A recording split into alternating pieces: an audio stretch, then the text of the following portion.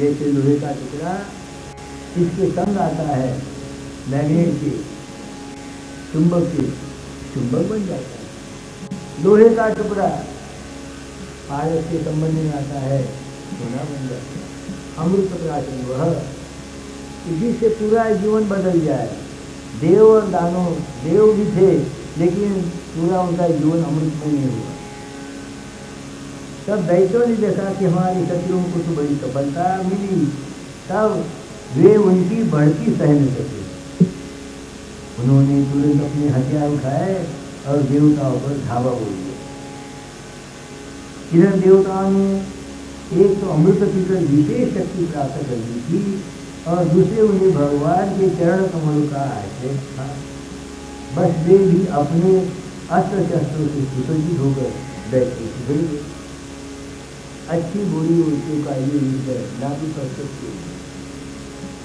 जिस महापुरुष के जीवन में, महान साधक के जीवन में बुरे अच्छे वृत्ति का द्वंद्व ही नहीं है, युद्ध ही नहीं है, ऐसे महापुरुष का घर राजधानी होती अयोध्या। तो माने नहीं, योध्या माने झंझटी में, युद्ध ही नहीं, वृत्ति होता अयोध्या भगवान राम की। हमारे अब कोई निशान अच्छे बुरी वस्तु का कोई संघर्ष नहीं है। ये है पूरी तैयार हो गए लड़ने के लिए बुरी वृत्तियों से। परीक्षित क्षीर सागर के तट पर बड़ा ही रोमांचकारी और भयंकर संग्राम हुआ। क्षीर सागर अब देवता और दैत्यों की वो घमासान लड़ाई हुई। मचा घमासान खेतमाए, कबीर जी कहते मचा घमासान खेतमाए। कौन सा खेत? शरीर। काम क्रोध और मद मोह से जूझना, इसी युद्ध करना, यही संतों का काम है। कबीर जी कहते दोनों ही एक दूसरे के प्रबल शत्रु हो रहे थे, दोनों ही क्रोध से भरे हुए थे। एक दूसरे को आमने सामने पाकर तलवार, बाण और अन्य अनेकानेक शस्त्र पर चोट पहुंचाने लगे। उस समय लड़ाई में शंख तुरही सभी वर्णन साहित्य।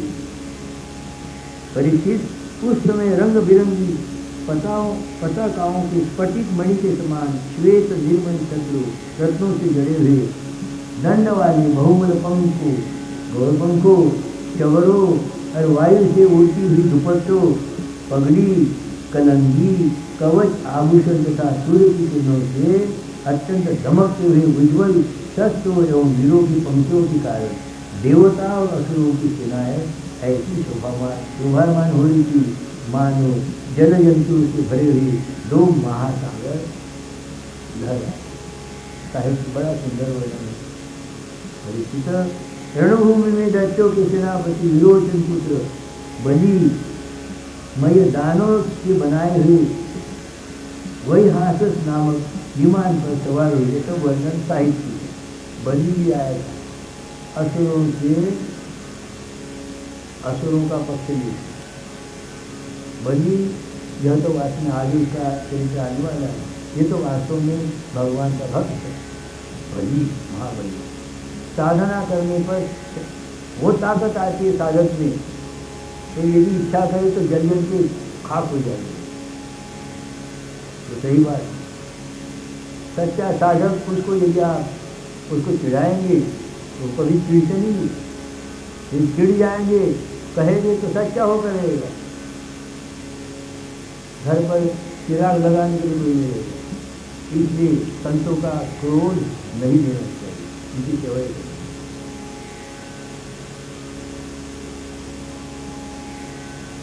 दोनों सेनाएं आमने सामने खड़ी होगी, दो जोड़ियां बनकर लड़ने लगी। ये सब वर्णन इस प्रकार। बलि भी आए। बलि वास्तव में भगवान का भक्त, वो भी असुरों की बाजी लेके आया। मुझ में वो ताकत है, मैं सब कुछ कर सकता हूँ, ये अहंकार नहीं चाहिए। जो अहंकार हो, शक्ति हो, लेकिन वो बलि है। बल माने बल है, लेकिन दानव है, ध्यान। इस प्रकार असुर देवता रणभूमि में द्वंद्व युद्ध और सामूहिक आक्रमण द्वारा एक दूसरे से भिड़कर परस्पर विजय की इच्छा से उत्साहपूर्वक तीखे बाण तलवार आदि से प्रहार करेंगे। बहुत वर्णन है। राजा बलि ने 10 बाण इंद्र पर, 3 बाण उनके वाहन ऐरावत पर, 4 ऐरावत के 4 चरण रथों पर और 1 मुख्य महावत पर, इस प्रकार कुल 18 बाण छोड़। अभी का बताओ।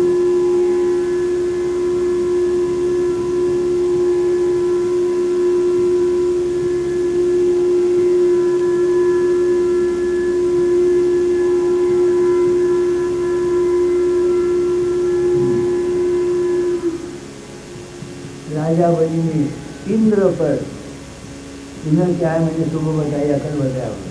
इंद्रियों का स्वामी माने इंद्र। इंद्रियों का स्वामी कौन है? जीवन। ये इंद्र नाम में बड़ा अच्छा लगा, इंद्र। ऊपर में वो यही 10 बाण छोड़े। कौन से 10 बाण? इंद्रिया कितनी हमें? पंच ज्ञानेन्द्रिया और पंच कर्मेंद्रिया, उसके आड़ में जाते माया के बाण छोड़े। बड़ा सुंदर वर्णन भागवत का। इसको समझे, आपसे बहुत अनुरोध से कहते हैं, इसको समझिए। 10 बाण मारे इन लोगों को, बलि बचेंगे। इसकी आड़ में हम पर प्रहार करते हैं बुरी वृत्तियाँ, इन लोगों को कुछ परिणाम नहीं। फिर 3 उसके वाहन ऐरावत पर, ही आवत क्या समझ नहीं होता। ऐरावत पर 3 बाण छोड़े। वृत्तियाँ कितनी होती है? 3, सत्व रजस तमः, यह वृत्तियाँ। चरण अक्षों पर और 1 मुख्य महावत पर 4 छोड़े। पुरुषार्थ कितने हैं? 4, धर्म अर्थ काम मोक्ष, ये बाण चरण।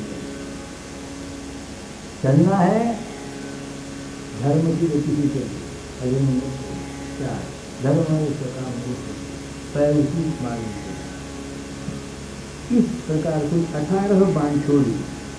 भगवान व्यास को 18 संख्या बड़ी थी है, 9 पूरी और संख्या, उसका डिवाइडेड, उसका विभाजन कीजिए, इधर 9 इधर 9, 9 और 9 18 पूर्ण। इंद्र ने देखा कि बलि के बाण तो हमें घायल करना ही चाहते हैं, तब उन्होंने बड़ी स्फूर्ति से उनके पीछे भल्ल नाम बाणों से उनको वहाँ पहुँचने के पहले ही हंसते हंसते काट डाला। जो सच्चा साधक है इन माया मोह से चलित नहीं होगा, दबंग रहेगा, विचलित अविचलित रहेगा, उस पर कोई परिणाम नहीं। सच्चा साधक है, राशि के राशि होती है धन की, उसके ऊपर उड़ेगा। इसलिए ये जो बलि ने असुर पक्ष से लेके आया, हालांकि भगवान का साधना हम भगवान के लिए करते, लेकिन अहंकार आ जाता है, बलि बनना चाहते। हमने तो वो ताकत है, हम तो जंगल के भस्म करा देंगे, हम तो ये करेंगे, हम तो वो करेंगे, हम तो तुम्हारी कुंडली जागृत करेंगे। बेफर्जी की बात। इंद्र ने भल्ल नामक श्रेष्ठ था,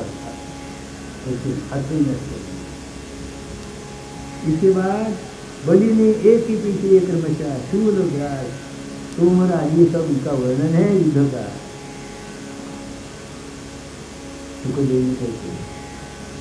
परीक्षित परम पुरुष भगवान के अहेतु के पास देवताओं की घबराहट जाती रही और उनमें नवीन उत्साह मिलता रहा। जब मन कातर हो जाता है, जैसे अर्जुन का हुआ, मामा काले वसूर ये सब खड़े हैं युद्ध करने के लिए, वृत्ति का युद्ध कातर हो गया, इनको मैं कैसे मारूं? चंगेज खान आया, वो भी बोलते हम भी बोलते हैं, कैसे मारेंगे चंगेज खान? आइए हुजूर, बैठे बीवी के पकड़, ना ना चढ़ा अपना से मारो। तो भगवान की कृपा से उन्हें सहार कर देवताओं ने पहले इंद्र वायु आदि देवगण रणभूमि में जिन जिन दैत्यों के हाथ में थे उन्हीं के ऊपर अब वे पूरी शक्ति से प्रहार करने लगे। परमेश्वरचार्य इंद्र ने बलि लड़ते लड़ते जब उन पर क्रोध करके वज्र उठाया, तब सारी प्रजा में हाहाकार मचा। सब साहित्य बोल रहे हैं, इंद्र जो लोग काल शक्ति की प्रेरणा से अपने कर्म के अनुसार युद्ध करते हैं, उन्हें जीत या हार, यश या अपयश अथवा मृत्यु मिलती है। जो अपेक्षा करते हैं उनको मृत्यु मिलती है, जो अपेक्षा रहित काम करते हैं वो अमर है। अब हम अमर भये न मरेंगे, क्या कारण मिथ्या तो तेजो यह, क्यों कर देह धरेंगे। अब हम अमर भये न मरेंगे, यही जो शिवदेव जी कहते वीर बलि ने इंद्र को इस प्रकार फटकारा, बलि के फटकार से इंद्र कुछ सपे गए, खेप गए। तब तक वीरों का मान मर्दन करने वाली बलि ने अपने धनुषों को कान पर खींच कर घोष की बांध मारी। ये सब साहित्य वर्ण जो शक्ति होती है वो अहंकार के कारण मैं उसका ये करूँगा, मैं उसका वो करूँगा, और ये साधक में भी नीचे आ जाते। भगवान के भक्त होकर भी बलि साधना की शक्ति आती सत्य। यदि वो कहे दे तेरा बुरा होगा, बुरा होगा, मैंने देखे ऐसे मामले, ये फालतू लोग नहीं, सचमुच होता है, पता नहीं लगता है। कुछ दिन के बाद और से बुरा होगा, कुछ दिन के बाद लोग आशीर्वाद देते आज नहीं तो कल तुम्हारा कल्याण होगा ही। बाद में आपको लगता है एक महापुरुष ने आपको आशीर्वाद दिया, तुमको ये होगा, तुमको वो होगा, धन मिलेगा, पुत्र होगा, जो भी होगा। बाद में दूसरे आते हैं आपका मन छकाने के लिए और बताते हैं कि उनकी भी कृपा से तुमको होगा। जो भक्त होते ऊपरी जिसने उनको आशीर्वाद दिया उसको भूल जाते, बाद में आने वाले दिन उसी ने किया। ये है माया, समझते ये है उसका वर्णन। परीक्षित अपने भाइयों को बड़ा हुआ देखकर नमुची को बड़ा शोक हुआ। सब साहित्यिक वर्णन है, अब आगे चलेंगे। सुखदेव जी कहते हैं परीक्षित जब भगवान शंकर ने सुना कि श्रीहरि ने स्त्री का रूप धारण करके असुरों को मोहित कर दिया और देवताओं को अमृत पिला दिया, तब वे सती देवी के साथ बैल पर सवार होकर समस्त भूतगणों को लेकर भागे जहाँ भगवान मधुसूदन निवास है। अब शंकर जी आ रहे हैं, उनका वाहन बताया है बैल।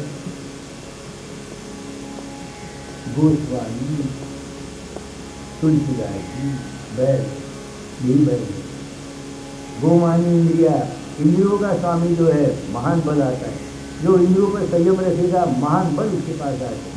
यह है वो गोस्वामी तुलसीदास, ना कि गौ की पति बैल, यह है वो बैल। ये बैल है महादेव का, समझिए हम लोग, ये बैल नहीं है, वो बैल। समस्त देवों के आराध्य देव महादेव जी ने कहा, समस्त देवों के आराध्य देव आप ईश्वर अपनी जगदीश और जगत रूप है। समस्त चराचर पदार्थों के मूल कारण ईश्वर आत्मा से आप ही है। शंकर जी, जिन शंकर जी के कारण जीत गए, विष्णु को भी शक्ति नहीं चलती थी, वो विष्णु की भेंट से जाते थे, बड़े पुरुष थे। मैं बड़ा हूँ, वो मेरे तरफ आए, मैंने उसकी तरफ जाऊँ, तो बड़ा नहीं है, तो नीच है, अहंकार के सर्प से गड्ढे में गड़ गया है। अब उदाहरण बताने में चाहिए तो मेरे बारे में ज़्यादा नहीं बता, प्रीति सुधार किया यहाँ प्रवचन होते ये भी भागवत छोड़ी, उसके एक दशमा की भीड़ आएंगी, भीड़ के हिसाब से वो बड़ी थी, वो मुझे भेंट देने के लिए मेरे घर पर आए। बड़े पुरुष ऐसे मन के भी बड़े, वो सच्चा वर्पण कहाँ ध्यान देते। उसको मैंने कहा जैसे हमारे उन्होंने बताया, वो आई मुझे गुरु करना है, मैंने कहा कि देखो तुम्हारी उम्र कितनी है, तो बोली 56 साल की, तुम मेरी, मैंने कहा तू लड़की हो, मान्य यह नाता मान्य है, तब मैं कुछ बता सीता करके मेरे चरण को हाथ दिया। बड़े लोग ऐसे, महादेव जी विष्णु की तरफ गए, अपना स्थान छोड़ के उनकी आराधना कर रही। ये सब साहित्य, ये सब है साधना कैसी करनी चाहिए, ये कथा रूप में बताया चल रहा है। शिवदेव जी कहते हैं जब भगवान शंकर ने विष्णु भगवान की यह प्रार्थना की थी, इधर हलाहल प्रार्थना करने के लिए विष्णु शंकर की प्रार्थना करते हैं। अब शंकर जी अपना बड़प्पन छोड़कर विष्णु की प्रार्थना, ये है साधना का अमृत, वही बड़ा है। सब ईश्वर के है, सबको समान जो मानेगा वही बड़ा है, बड़ा न तो कोई बड़ा। शिवदेव जी कहते इस तरह कहते कहते विष्णु भगवान वहां अंतर्धान हो गए। गागर का पानी सागर में हम जब छोड़ते हैं फिर अब वो पानी मिल गया है, सागर में मिल गया, फिर से गागर भरेंगे, वो पानी नहीं मिलेगा, ऐसा न हो। विष्णु अंतर्धान हो गए, काम हो गया।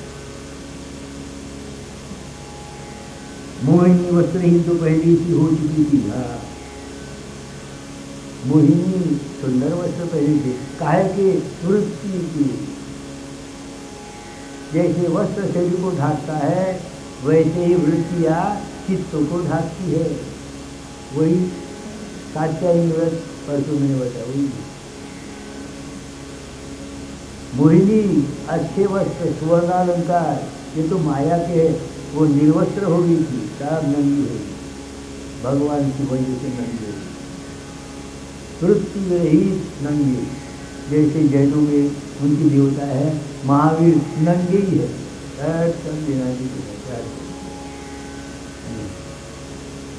दिगंबर श्वेतांबर। ये सुखदेव जी कहते हैं, प्रिय परीक्षित, मैंने विष्णु भगवान की यह ऐश्वर्यपूर्ण लीला तुमको सुनाई, जिसमें समुद्र मंथन के समय अपनी पीठ पर मंदराचल धारण करने वाले भगवान है। जो पुरुष बार बार इसका कीर्तन और श्रवण करता है उसका उद्योग कभी और कहीं निष्फल नहीं होगा। श्रवण करता है और जो प्रत्यक्ष साधन करता है, केवल सुनकर नहीं, साधना करनी। क्लास में गया, आपको किसी ने सिखाया, वो भारत पत्थर लेकर लोहे को लगाने के बाद लोहे का सोना हो जाता है। सीकर सीधे हाथ हिला के घर में आएंगे या प्रयोग करके देखेंगे घर में आप, वहाँ तो पढ़ा है, लेकिन घर में मैं करके देखूँ ना पारस को लेकर, तभी तो वो प्रयोग सिद्ध होगा ना। वैसे साधनाएं बहुत बताइए, करेगा कौन? यही कहा तुमको सुनाई, जो पुरुष बार बार इसका कीर्तन और श्रवण करता है, ये वो कहना है, सुनना नहीं केवल, प्रैक्टिकली वही हुई। अपने जीवन में जो प्रत्यक्ष लाएगा वही सच्चा भक्त, वही फल होगा, कल्याण होगा। सुखदेव जी कहते हैं, परीक्षित, युवस्थान के पुत्र यशस्वी साधन योगी साथी मनु है। मैं जरा जल्दी अनावश्यक बातचीत छोड़ रहा हूँ क्योंकि पूर्ण करना ही नहीं, और आज का इतवार होने के कारण थोड़ा समय ज़्यादा लेकर कल से ये कुछ नहीं होगा, दूसरा होगा। और लोगों ने कहा है कि काका ये आप भूलते जाते तो भूल जाते, क्या आपको कहना है, बेचारे बढ़िया से कहते भूल जाते आप। और कुछ लोगों की इच्छा है कि ये पूरा होना ही चाहिए, इसलिए पूरा करने की चेष्टा करता है। जो पूरा कब से हो जाता है, एक ही शब्द में पूरा हो जाता है, लेकिन जो पूरा करना है ना तो क्या करेंगे। परीक्षित, वरुण के पुत्र दक्षिणा वर्णी नवे मनु होंगे, धूमकेतु दीप्त केतु इत्यादि जो पूर्ण हो पुत्र होंगे तो सब साहित्य साधना के साहित्य। ये अवस्था है, कल्पना मात्र नहीं है, अवस्थाओं का वर्णन है संस्कृत भाषा में, जो कि हम नहीं समझ पाए, दोष हमारा, उनका नहीं। सुखदेव कहते परीक्षित, मनु मनु पुत्र सब सप्तर्षि और देवता सबको नियुक्त करने वाले स्वयं भगवान है। मनु, मन जिसमें है वो मन, पशुओं में पक्षियों में मन नहीं रहता है, इनको मनु नहीं कहते, हमको कहते मनुष्य। मनु उनका, उनकी संतान मनु। सात उनको कहते, सप्तर्षि, सप्तपाकार, सप्त आकार, सात का जो संसार है वे सात चक्रों को लेकर, मूलाधार, नाभि, हृदय, कंठ, तालु, भ्रूमध्य, ये है सात। ध्यान में ऐसे बता देता हूँ, मैं मुसलमान भी हूँ, मैं ईसाई भी हूँ, सब कुछ नहीं।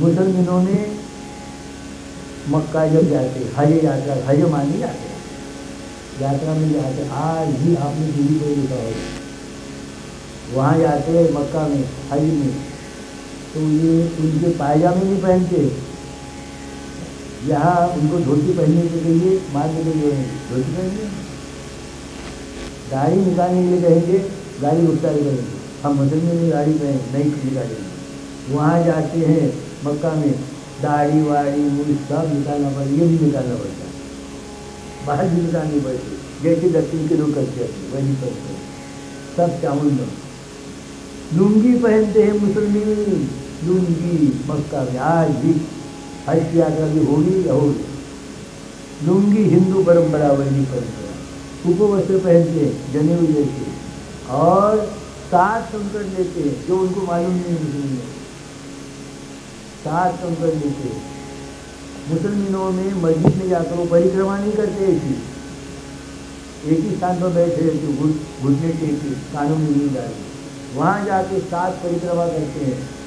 मक्का वहाँ भी महादेव का लिंग कोने में है, ऐसे महादेव की पूजा के समय ये सब मुसलमान आज हमसे जुदा होना चाहते, तो हमारी फिर एक चक्कर लगाते हैं, एक कंकड़ को फेंक देते हैं, 7 कंकड़ को लगाते फेंक देते, मतलब ये एक चक्र उसको लाने से दूसरे पर आए, पहला फेंक दो, तीसरे आना फेंक दो, चौथे आना फेंक दो, 7 चक्कर पर आते, वो स्वर्ग का द्वार है, हज हाजी बन जाए।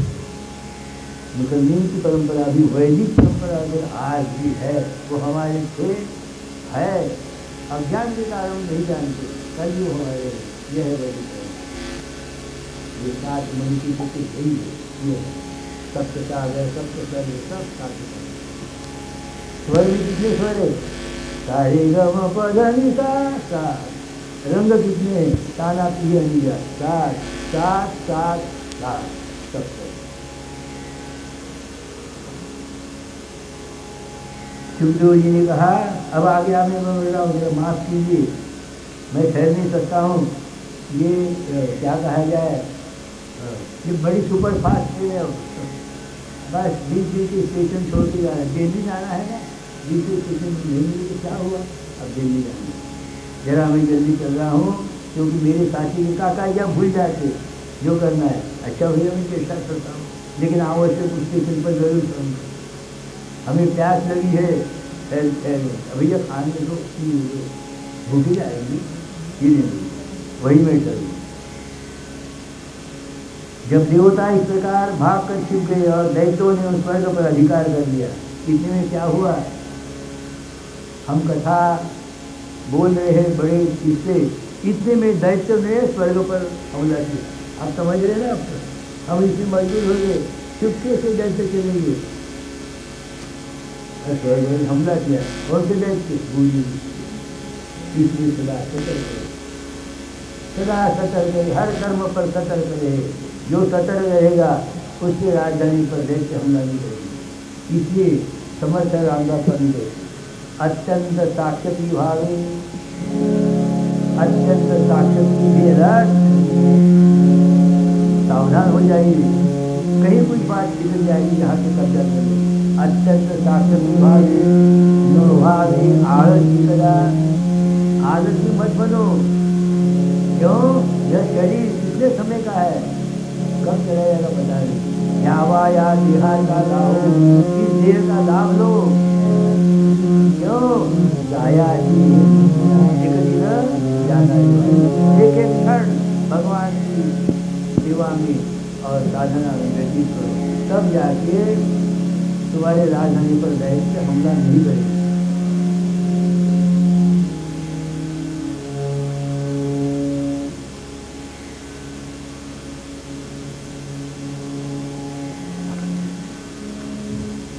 परीक्षित शुक्रदेव जी कहते, मैं आगे चल रहा हूँ सुपर फास्ट से, क्या कहते हैं आप तो बुद्धिमान है, उससे बढ़कर भी आप साधक हो, मैं क्यों खुश हूँ, खुश माने सुख का उल्टा है, सुख खुश, मैं क्यों आनंदित हुआ, आप साधक हैं, यहाँ साधनाहीन लोग ये आते, मैं एक दिन भी यहाँ भागवत नहीं करता, क्या लेना नहीं दूसरे से, क्या तुम देने वाले होंगे?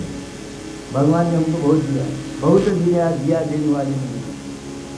आपसे मांग ले प्रेम साधना, आपका भी भला करो, हमारा भी भला करो। इसलिए मैं ठहरा हूँ, कुछ भी हो, मुट्ठीभर लोग क्यों न हो, विद्या संपन्न विनय संपन्न ज्ञान की इच्छा करने वाले, मैं बहुत खुश हूँ। परीक्षित अपने पतिदेव महर्षि कश्यप जी का उपदेश प्राप्त करके अति दिन बड़ी सावधानी से 12 दिन तक इस व्रत का अनुष्ठान किया। बुद्धि को सारथी बनाकर भागवत बुद्धि को सारथी बनाकर, अर्जुन के सारथी कौन थे? श्री कृष्ण। बुद्धि की सारथी बुद्धि मन प्रग्रह, बुद्धि रथ का संचालन करती है, मन लगाम है। आत्मानम रथिनम विद्धि, आत्मा इस शरीर रूप रथ का मालक है। आत्मारम रथिनम विद्धि शरीरम रथम, यह शरीर रथ है। जैसे रथ बैलगाड़ी गंतव्य स्थान पर ले जाती है, वैसे शरीर भी हमें गंतव्य स्थान पर ले जाता है।